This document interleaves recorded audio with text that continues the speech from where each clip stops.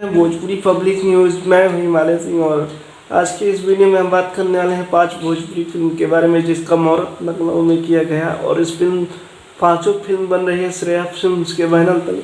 पहली फिल्म का नाम है हिंदुत्व। इस फिल्म में आप लोगों को नजर आएंगे रानी चटर्जी और रवि किशन, और दूसरी फिल्म का नाम है फसल। इसमें आप लोगों को नजर आएंगे दिनेश लाल यादव, निरहुआ और अक्षरा सिंह की जोड़ी देखने को मिलेगी।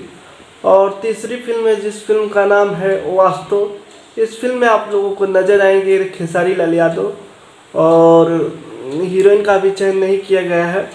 और चौथी फिल्म है जाने मन, और इस फिल्म में आप लोगों को नजर आएंगे अंजना सिंह और अरविंद अकेला कल्लू। और इस फिल्म में अंजना सिंह अरविंद अकेला कल्लू होंगे और इस फिल्म का नाम है जाने मन 2। और पांचवी